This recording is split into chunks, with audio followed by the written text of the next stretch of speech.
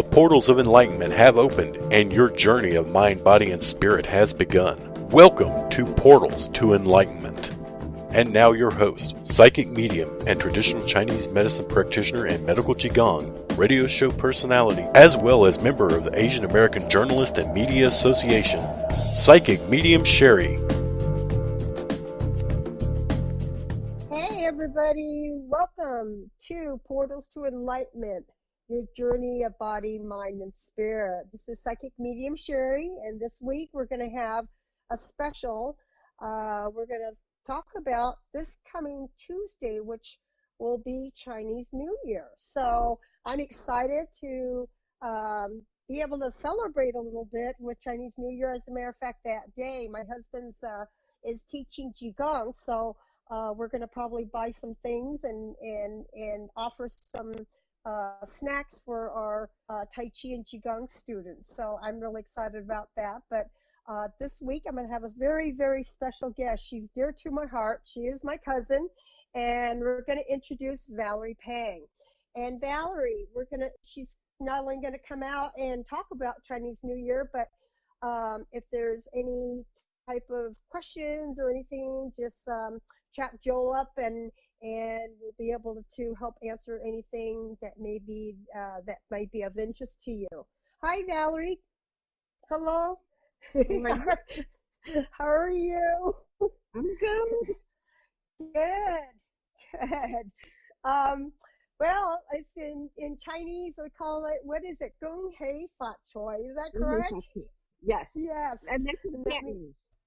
That's in Cantonese. And what is it in Mandarin? I don't speak it very well, so. Neither do I. So I only speak Cantonese. Oh my goodness. But yeah, Chinese New Year, it's been a tradition ever since we were way little. And I thought Valerie would be the perfect person because she knows very much about what the traditions are. And I'm very limited. My parents were very Americanized, even though they're both Chinese American. They're very Americanized, so I can share very little to our listeners, but that would be kind of nice to be able to learn and also share with our listeners a little bit more about our tradition of Chinese New Year. Okay. So anyway, what the first thing is this Chinese New Year? We can just start out general. Is it a 1 day celebration, or is it like a 1 week? How long is actually Chinese New Year? It's about 15 days. It goes from literally the new moon, which if from a lunar cycle it's February Tuesday the 5th, and it's literally 15 days of celebration, and the end of it is a lantern festival. So depending on community and where you're at, or if you're in like Asia, or if your parents are first generation, or they will literally celebrate for the 15 days. And 15 days, wow. So that means you take that whole time off. You don't take, it's a holiday, basically, correct? It's a holiday. So in China, in the Asian area, it is 15 days. It is holiday time. The time is spent visiting families, whether it's in the city or if the parents live out in the farms, then you take the day or you take the weekend and you go visit both sides of the family. You visit extended family. It's literally family time. And if you're in the States or in another country and you work with companies in China, you just need to know during Chinese New Year, they're shut down for about 3 weeks. Wow, 3 weeks. Mm-hmm. Jeez. So have you noticed living in predominantly in an Asian neighborhood, do you find that they do shut down even in the mom and pop stores? Do they actually shut down in here in the United States to celebrate No. Chinese New Year? Okay. Because they do the celebrations, but they don't close down. And that's because everybody else realizes it's Chinese New Year. So they come into the community, and that's where the mom and pop stores and the businesses make their money. Like, for instance, everybody was shopping because it's Tuesday. Everybody starts shopping this weekend for all the fresh produce and the things for the new year. So, and because we just got through with a bad storm, everybody was out today. I mean, just to get out of my parking lot area, I had to wait for 10 cars to pass. And that's on a Saturday. On a Sunday morning, that's kind of not normal, but everybody was in shopping. Everybody's coming down to eat. Sometimes, depending on schedules, because everybody still has to work, they'll start some of the family celebrations early just to accommodate who they need to visit and when they need to visit. Wow. Jeez. Oh my goodness. So yeah, is it I was going to ask you, is it predominantly, because I see this, whether as growing up, but also what I see on the internet, but is the predominantly colors are just gold and red and yellow, or is there other colors also involved that are in the Chinese New Year celebration? It's pretty much red and gold. Okay. That's it, red and gold. Mm-hmm. Signifies longevity and wealth, right? Good luck. Mm-hmm. Good luck.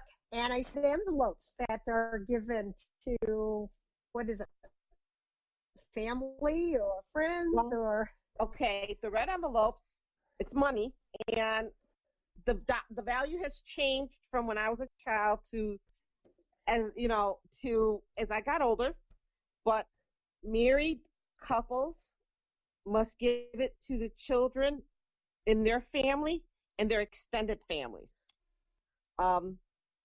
And depending on thought process, or, for some families, when you turn 21, even if you're not married, you don't have to give a red envelope to the person. But in some families, as long as you're single, you receive a red envelope for Chinese New Year. That's Once nice. you're married, you have to give it. If you get divorced, usually you still have to give it because you're considered married, even though you've been married. So that's Okay. But yeah, my friends would laugh at me, and I will share this.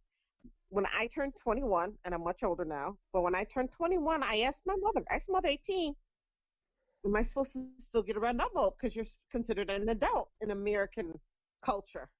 And my mother looked at me and goes, as long as you're single, you get a envelope. I'm like, oh? And I go, and me being the wise one sometimes, or I'm going to say the wise ass, my mother would say, I sort of asked my mother, so do my sisters and siblings know? So she proceeded to tell them that as long as I was single, and my friends laugh at me, they go, I was supposed to get a red, and I got a red envelope up until I got engaged. So you can become very rich. I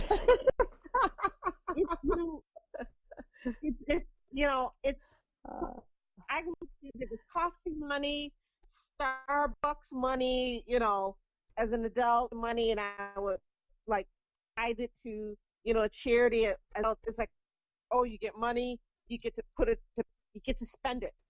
You didn't have to save it, because usually birthday money and Christmas money you have to save, but the red envelope money you got to spend. That was your money. That's awesome. Mm-hmm. Wow. I do remember the red envelopes, and me being an only child, I was flourished very, very well. Yeah. As a child, you younger, I remember getting $1. Then it went up to $5.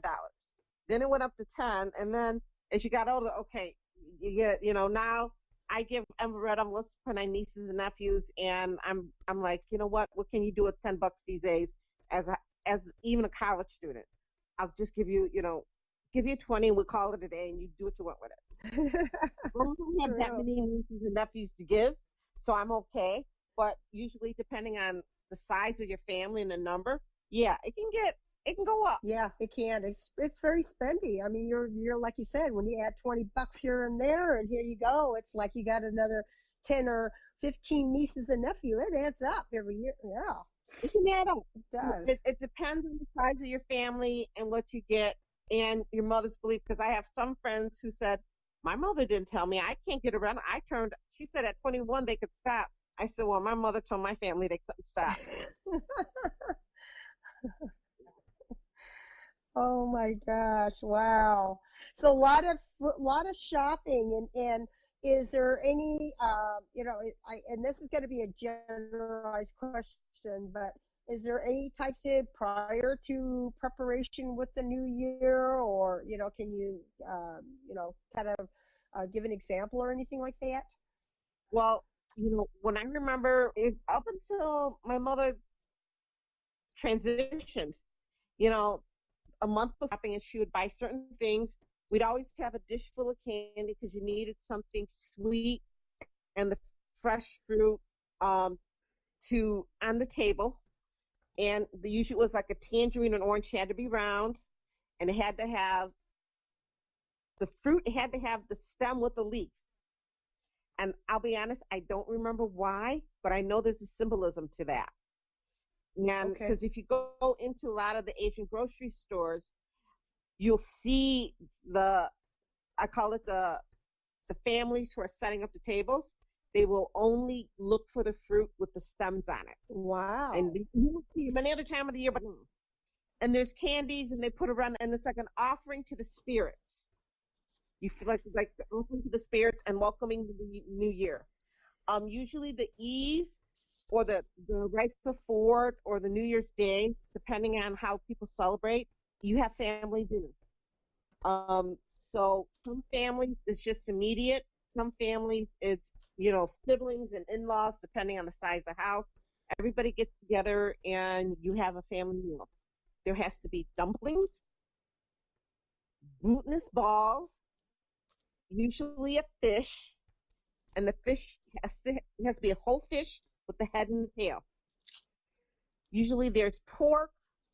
There's usually a beef dish, a chicken dish, fish, usually some type of a noodle or a rice dish. It's usually about 10 courses for specific things that are here that have that were part of the meal.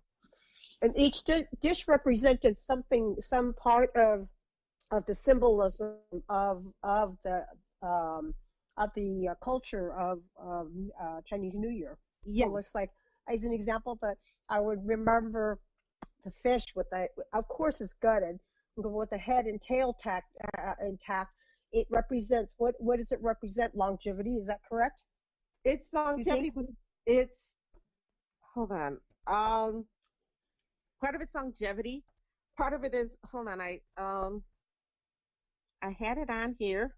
It's like longevity or luck for the new year. Mm-hmm. And the reason you have to have the head, it must be head and the tail intact. It's beginning and end, and it's circular. So if you go to especially with a lot of Chinese traditional dishes, especially like the chicken, if you go to a banquet, there's a head and there's a tail. It's circular, beginning and an end. Wow, that's awesome. Mm-hmm. That's awesome. A lot of preparation. I remember when my grandmother growing up, my grandmother did a lot of preparations, days before too. And I wish I, paid attention. That was kind of the bad thing when I was, younger. I didn't pay attention to how things were made, but I was there sure enough to eat everything. Yeah, like the glutinous rice balls, and that symbolizes good fortune. Dumplings, good fortune, and things for the new year. So that's what you want there. So you want the good fortune to come into your household, into your family, and to welcome it. So, before we were coming on air, we were talking about sweeping the dust and everything. Do you put it under the rug? Is that what they do? They put what do you put all the debris? Do you throw it in the trash can or what? To the trash can. I remember my mother would start the week before and do literally a deep cleaning of the house, because you want to get all the dust and the old. It's like getting everything out that's old, so that when the new year happens, you're starting your house fresh and clean. You're moving all. So if that year was a not too good year, you're moving all of the icky. I don't like to say that other word. The icky or the not so good energy out of the house. So the new year comes in, and you're bringing in good fortune and good things for the new year. You're starting like a clean slate. Cool. That's amazing. Wow. Yeah, And my mother did a lot of that where everything was cleaned, put away, you know. For instance, like emptying the garbage. For me, and there's certain things I still follow. The garbage in my house, and it's just because I do it because it's ingrained. I will empty it all out by tomorrow morning, but I won't empty any more garbage out until after Chinese New Year, like oh, Thursday or Friday. But I take out all the garbage beforehand, so I have no garbage in the house. okay. That's a part of it. You empty the garbage, you don't empty it out, because then if you empty that the day of, then you're taking the thought is you're taking away the good luck. Now, whether it really happens or not, I don't know, but it's just one of those traditions that you just do. Very superstitious, huh? With certain things, not all of it, but with certain things, it's just something that, and part of it is it's memories of my mother. And with my mother not being here, it just gives me that connection back to my parents. Oh, that's awesome. Mm-hmm. That's very important. Wow. And that's really important that if we keep these traditions, if we can, hopefully not only with our kids or nieces and nephews, but even sharing those that are interested in carrying on the tradition. Mm-hmm. So I think that's really important. I think that I was thinking about this the other day, Valerie, we're going to be in Portland and thinking about going to the cemetery to see my dad and put some flowers on, and a good way to pay our respects. Well, that's a part of it, because there's one of the days that, because in Chinese culture, there's certain days you do certain things. And one of the days, and part of the 15 days, you do go back to the temple and you sort of pay homage to your ancestors and people that have passed. You light incense. So people do that during the Chinese, and that's part of the festival, and that's part of just the tradition. You're bringing New Year, but you're honoring their spirit too. Absolutely. And that's how I raise my kids. My kids are, even though that their grandfather or grandmother, they don't have to be, even if they can't go, be in spirit, just to remember them and give thanks and respect. And that's very, very important. Very important. Mm-hmm. Definitely. Wow.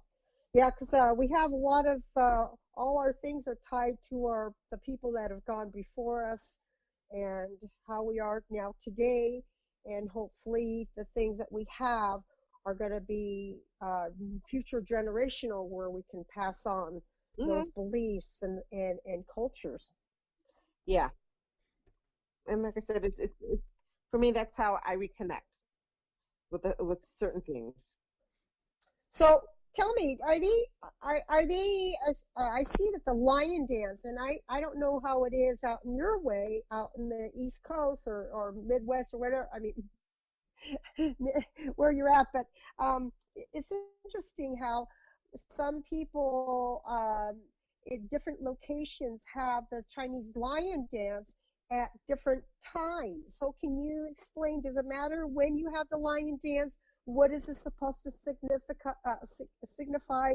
I just remember as I was growing up as a child, we'd go to San Francisco, Chinatown, and we stay there all, until like 3, 4, 5, 6 hours or whatever, and stand by the streets and listen to all of these firecrackers and the lion dances and them doing the kung fu and everything else. But here, when you live in a smaller town, it's not as big and it's not as flowery and a big extravaganza as it would in a bigger town. Depending on for how in China this occurs the day, usually probably the day of, but because for us because I'm in the Midwest, we work during the weekday, so Chinese New Year happens to fall on a weekday. So we do the parades and everything the weekend immediately after. So our celebration in the neighborhood will be Sunday. We have a traditional parade that has lions and the dragons. After the parade, the lions will go to each storefront and they do a performance. Part of the performance is the lions come in. It's chasing away the evil spirits.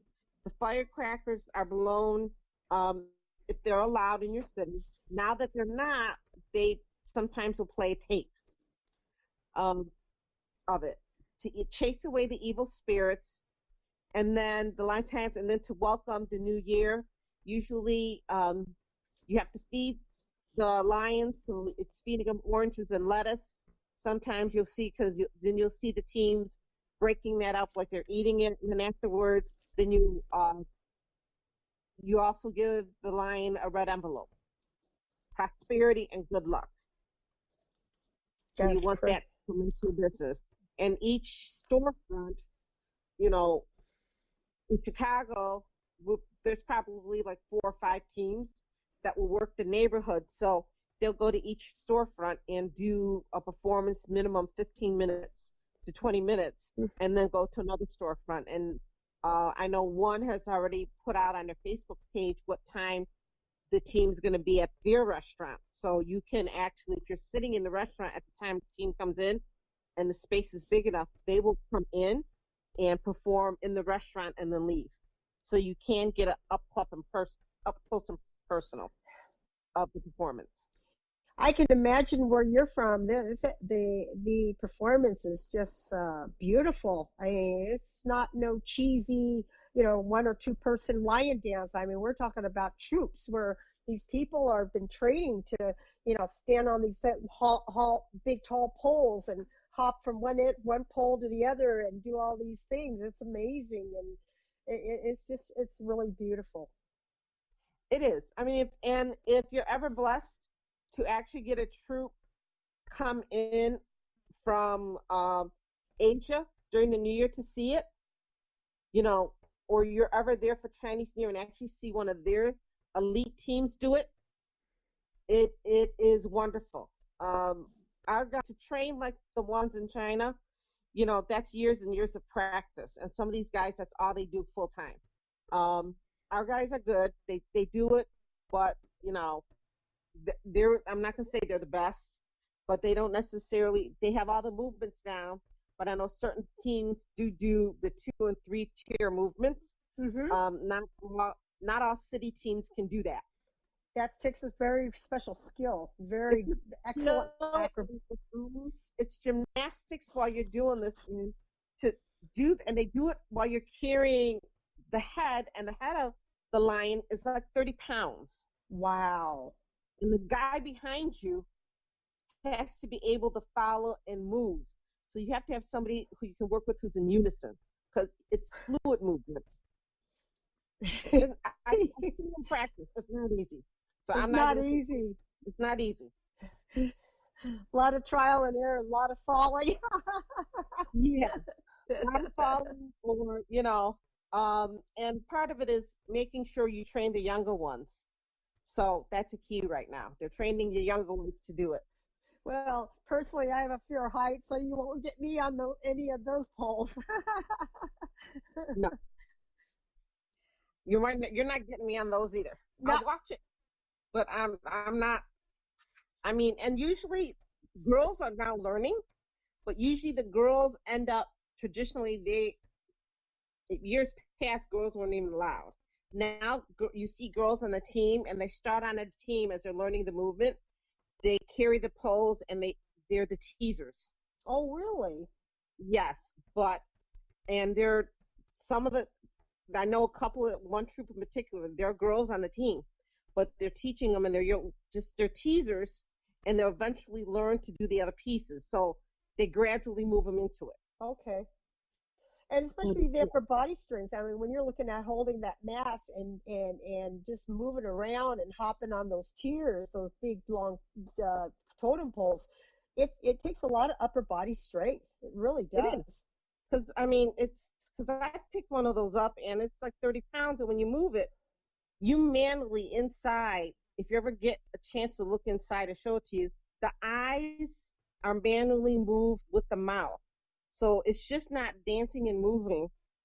it's also coordinating, the lead coordinates the eye movement and the mouth movement of that lion. It's So it just actually looks like it's moving.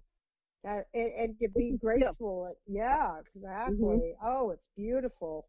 So anybody, you just go on what YouTube or check it out, lion dance, and you'll see.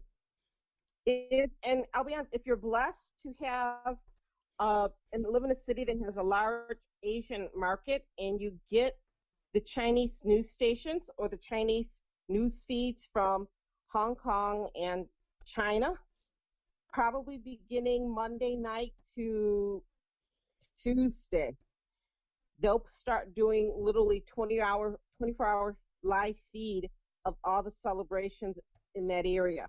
Oh, And, wow. I remember, when satellite first came in and we finally got something for my mother.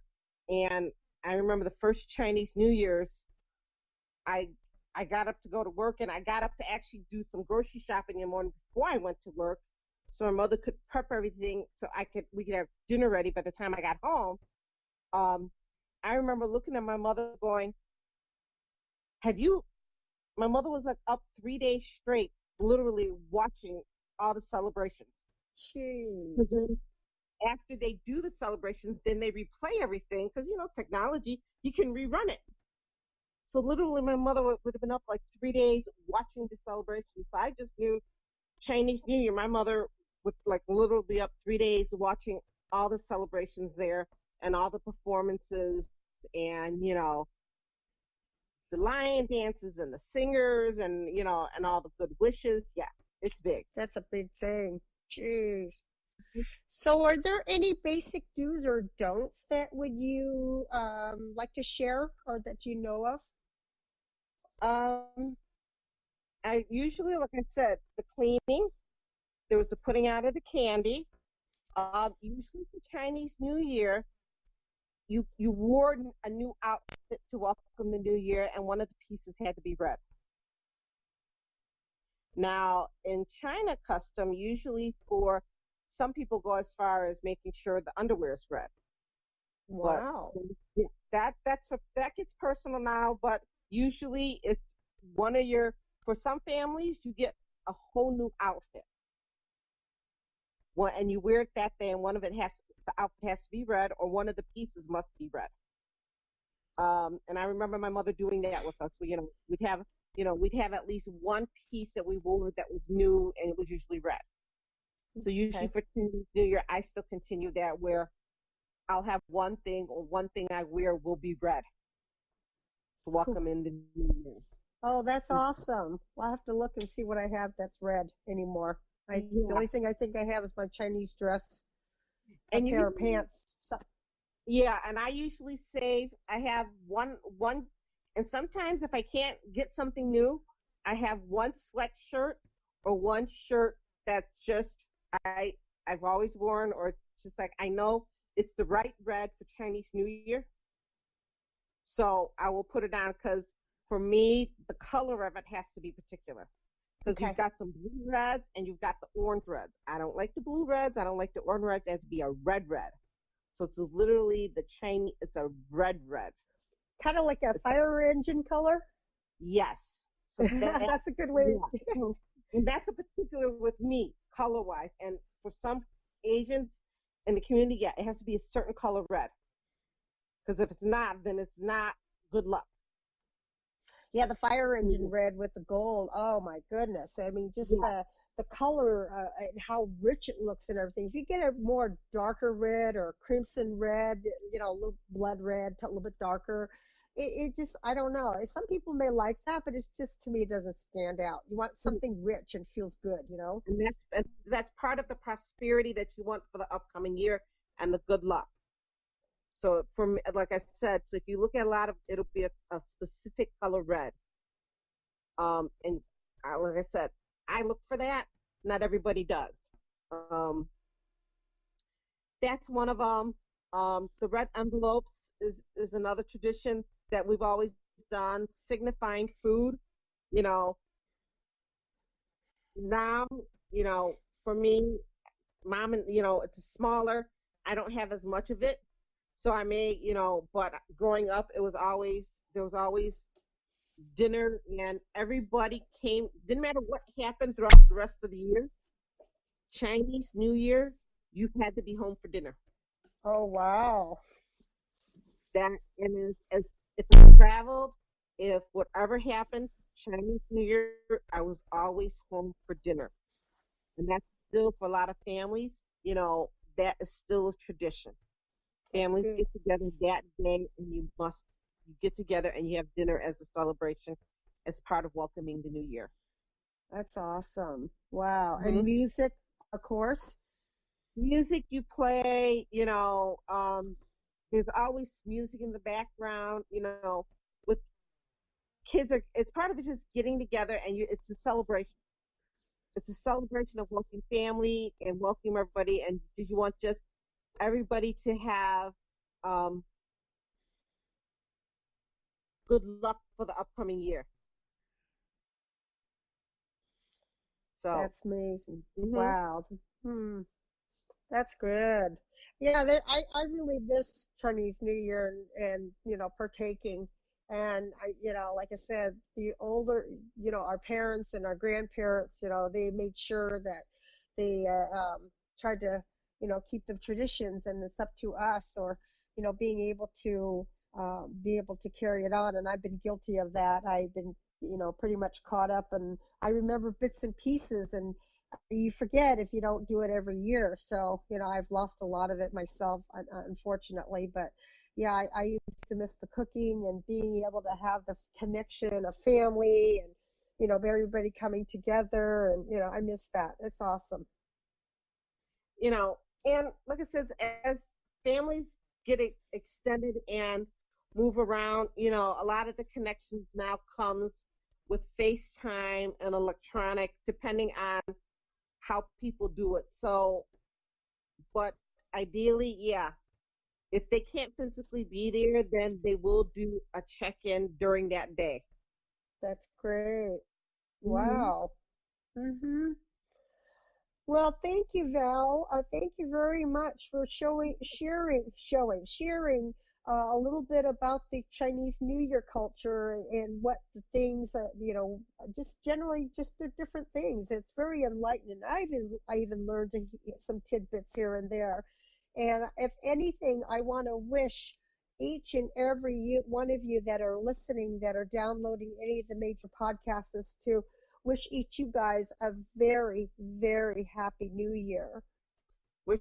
So we want to just happy and prosperous year. Exactly. Have a positive attitude, right? Yes, Kung Hei Fat Choi. Thank you so much, Val, for being able to be on, and we just really enjoyed your time to just celebrate not only Chinese New Year, but to share the little things that you know about it and be able to do that for our listeners. You're welcome. It was fun. Yeah, that's great. Wow, thank you. Hey, guys, next week, quickly, we're going to have David Weatherly. He's going to be very well known in the paranormal field. He's been in for, I don't know how many years now, 40-something years. He is the author of the Black-Eyed Children and the Black-Eyed Adults. So we're going to hear from David Weatherly. We're going to come back on next Wednesday at 5:30. You can listen to us on any major podcast, from iTunes, Google Play, to Alexa, to Spotify. You name it, we're on there. So yes, go ahead and download us at your convenience. And if you have any questions, you know how to reach me, Psychic Medium Cheri on Facebook, or you can go on my website, which I don't know the abbreviation, but it is www.psychicmediumcheri, CHERI.weebly.com, and shoot me up a message and call me if you need a reading or Chinese medicine, a medical intuitive reading, or medical qigong. But in the meantime, Happy New Year, everybody. Take care. Peace. The portal has closed for this week. but will reopen next Saturday when Psychic Medium Cheri returns with a new guest and another step in the journey of mind, body, and spirit. If you would like to find out more about Cheri or book a reading, you can do it on Facebook. Just look up Psychic Medium Cheri or at tinyurl.com/CheriWeb. Thanks for tuning in, and we will see you again next week.